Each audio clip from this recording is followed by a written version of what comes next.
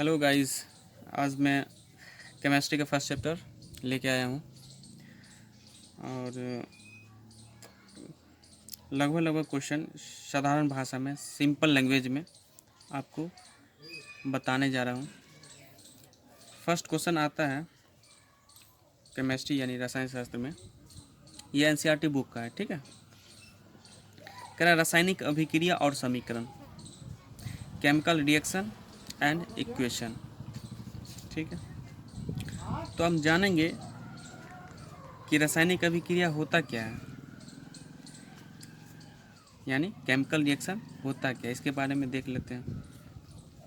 तो जब दो या दो से अधिक रासायनिक पदार्थ मिलकर एक या एक से अधिक रासायनिक पदार्थ बनाए तो उसे रासायनिक अभिक्रिया कहते हैं। तो उसे क्या कहते हैं? रासायनिक अभिक्रिया कहते हैं। जैसे में देख लेते हैं, दूध से दही का बनना, ये क्या है? रासायनिक अभिक्रिया हो गया। लोहे पर जंग लगना आदि, ये सब भी रासायनिक अभिक्रिया के अंतर्गत आ जाते हैं। ठीक है, अब है रासायनिक समीकरण। ठीक, रासायनिक समीकरण जो है किसे कहते हैं? रासायनिक समीकरण किसे कहते हैं? जब किसी रासायनिक अभिक्रिया को संकेतों अथवा सूत्रों के माध्यम से व्यक्त किया जाता है, यानी एक्सप्रेस किया जाता है उसको, तो इसे रासायनिक समीकरण कहते हैं। ठीक है, जैसे फॉर एग्जांपल ले लो, 2H+O दोनों मिला के जल का निर्माण करता है, H2O का। ये समीकरण संतुलित है। ठीक है, क्योंकि हाइड्रोजन यहाँ पे 2 है, यहाँ भी हाइड्रोजन 2 है, ऑक्सीजन 1 है, यहाँ भी ऑक्सीजन 1 है। नेक्स्ट एग्जांपल देखते हैं कि Na+Cl2 ये दोनों मिला के क्या बन जाता है? NaCl, sodium chloride. ठीक है, ये देख लेते हैं कि संतुलित है कि नहीं। ये पता चल रहा है कि ये असंतुलित है, क्योंकि यहाँ पे क्लोराइड 1 है, लेकिन क्लोराइड यहाँ पे कितना है? 2 है। ठीक है ना, Cl2 है, यहाँ पे Cl1 है। अब क्या करें, इसको अगर हम 2 से गुना कर दें, ठीक है, तो ये जो क्लोराइड है 2 आ जाएगा, यहाँ पे भी है 2 आ गया ना, यानी Cl2 आ गया, ये भी Cl2 आ गया। अब देखिए यहाँ सोडियम जो Na जो है ये भी तो 2 आ गया। तो क्या करें, इसको 2 लाने के लिए इसमें यहाँ पे 2 से मल्टीप्लाई कर देते हैं। ठीक है, यानी 2 रख देते हैं यहाँ पे, तो देखिए ये क्या हो गया? संतुलित हो गया। नेक्स्ट देख लीजिए, Mg+O2, ये इसको मिला के क्या बन जाता है? MgO, magnesium oxide. तो Mg मैग्नीशियम हो गया, Mg क्या कहते हैं इसको? मैग्नीशियम। और O2 हो गया ऑक्सीजन। ठीक है, तो इस दोनों को मिलाएंगे तो ये बन जाता है MgO, मैग्नीशियम ऑक्साइड बन जाता है। क्या बन जाता है? Magnesium oxide. अब एक चीज़ गौर करने की बात है कि Mg+O2 ये अभिकारक हो गया, इसको क्या कहते हैं? अभिकारक। ठीक है, अभिकारक। अब यहाँ से जो मिलता है आगे वो एकल उत्पाद बना देता है। देखो एकल उत्पाद बना दिया। अब यही इसी को हम उत्पाद कहते हैं। ठीक है, नेक्स्ट आते हैं नीचे, रासायनिक समीकरण को हम 2 भागों में बांटते हैं, जिसको कहते हैं एक अभिकारक और एक उत्पाद। क्या कहते हैं? एक अभिकारक हो गया और एक उत्पाद। अब अभिकारक किसको कहते हैं? जो फिलहाल अभी हम बताएं अभिकारक के बारे में, अब देख लेते हैं अभिकारक किसको कहते हैं।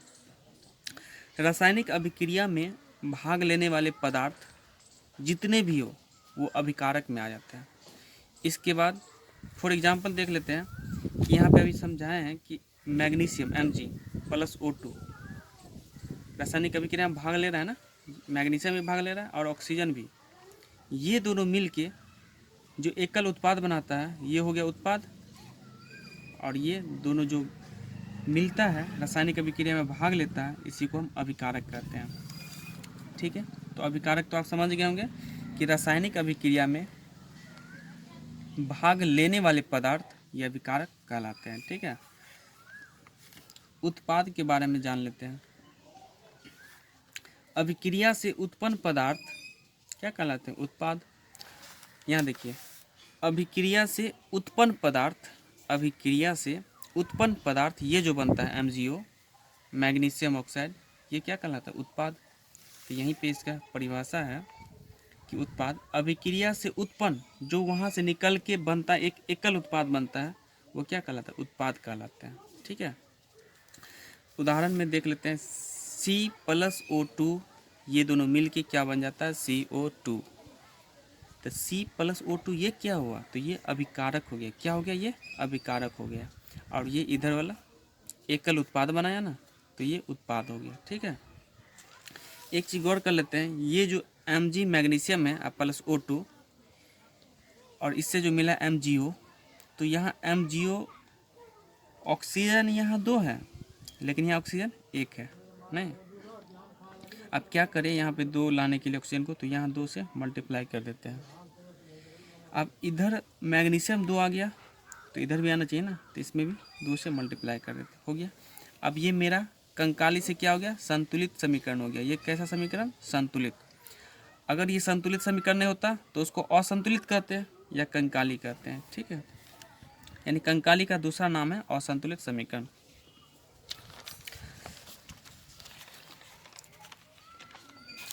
अब एक चीज़ देख लेते हैं इसमें कि रासायनिक अभिक्रिया में जो भाग लेते हैं उसमें क्या क्या शामिल है, सो एक बार चर्चा कर लेते हैं।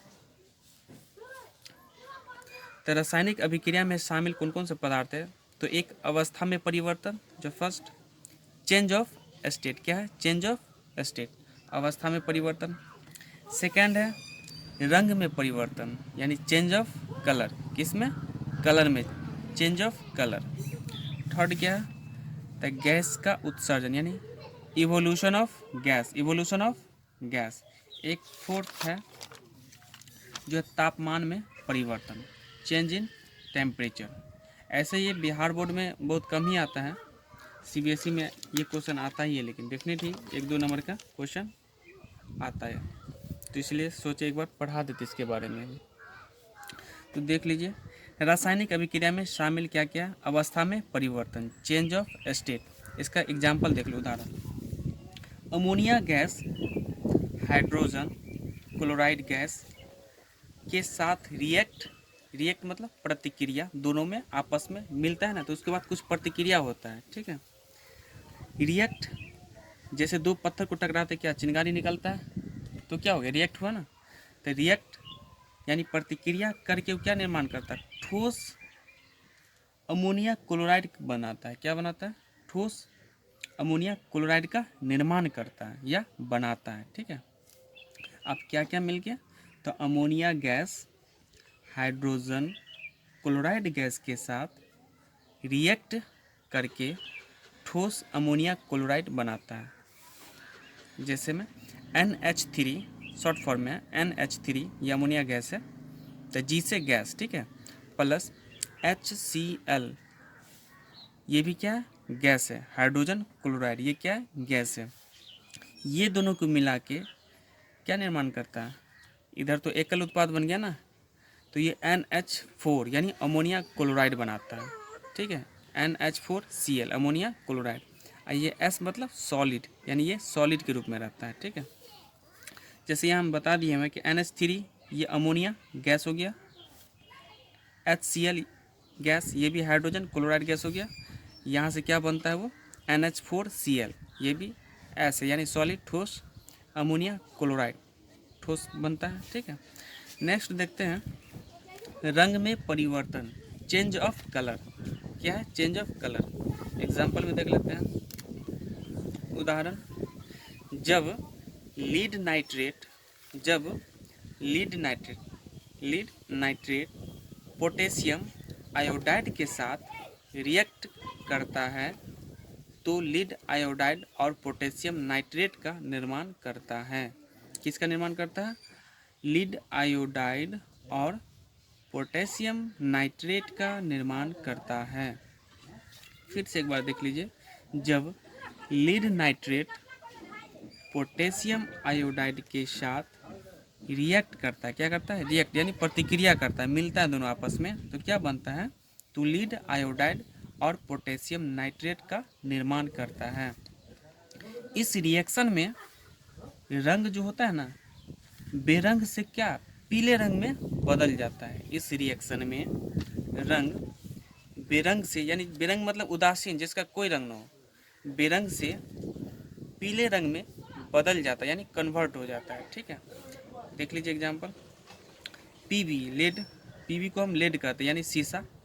पीबी NO3 एक्वस, ये एक्यू है ना, यानी एक्वस, वो इसका हिंदी है जलीय विलयन, इंग्लिश में एक्वस कहा जाता है।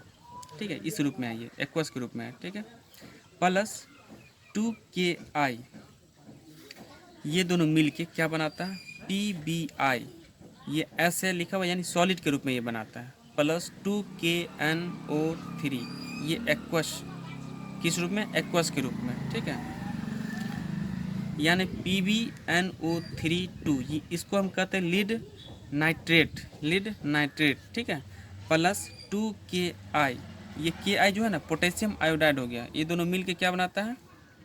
PbI2, यानी लीड आयोडाइड। क्या बनाता है? Lead iodide.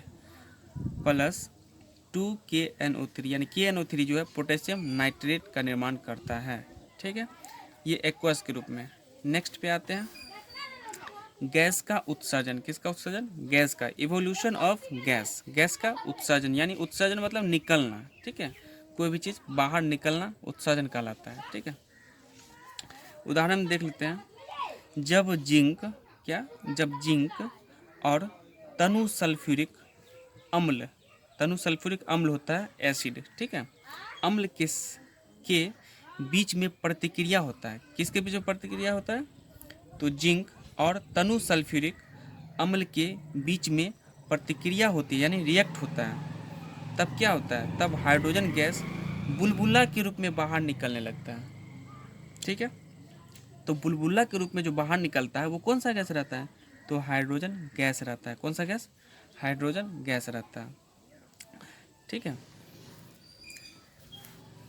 एग्जाम्पल में देख लीजिए शॉर्ट फॉर्म में।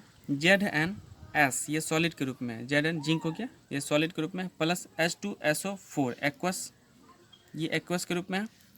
इस दोनों को मिला के क्या बनता है? ZnSO4, ये भी एक्वस के रूप में है। ठीक है, प्लस H2 यानी हाइड्रोजन गैस के रूप में है। ये का इसका निर्माण हो जाता है। ठीक है,